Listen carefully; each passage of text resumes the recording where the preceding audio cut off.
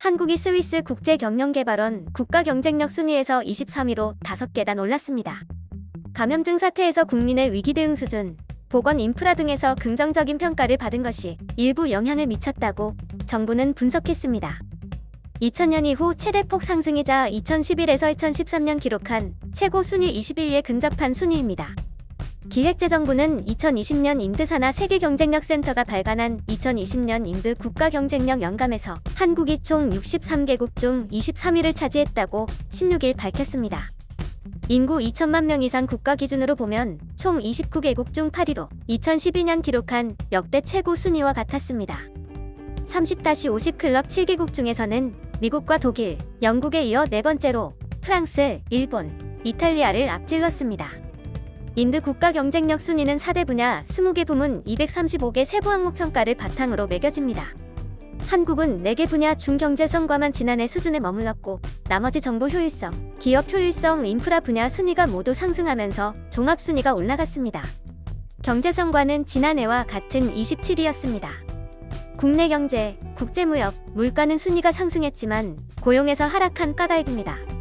고용 부문 중 실업률, 공공부문 고용 비중 등의 항목 순위가 하락했습니다.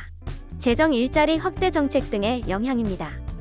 정보 효율성은 지난해 31위에서 올해 28위로 소폭 상승했습니다. 제도적 여건, 기업 관련 규제, 사회적 여건이 좋아졌기 때문입니다. 다만 재정과 조세 정책 순위는 내려갔는데 특히 재정 수지, 정부 부채 증가율 항목 내림세가 컸다. 확장적 재정 정책의 영향입니다. 기업 효율성은 지난해 34위에서 올해 28위로 올라섰습니다.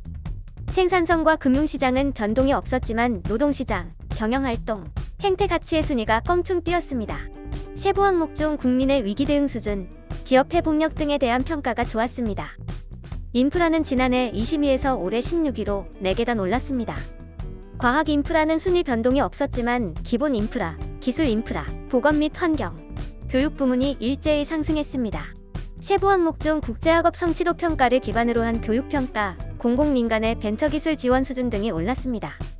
이번 인드 국가 경쟁력 순위 산정을 위한 설문조사 등은 코로나19 확산이 본격화한 2에서 4월 진행돼 각국의 코로나19 대응 능력에 대한 평가가 반영된 것으로 보입니다.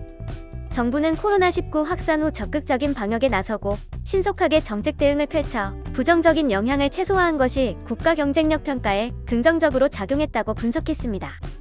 K방역과 적극적인 보건 지원으로 보건 인프라가 사회 필요성을 충족하는 정도 항목 순위가 올랐고 코로나19 경기 대응을 위한 지원으로 기업의 신용대출 용이성, 정부 정책의 경제 상황 변화 적응도 등 항목 순위도 상승했습니다.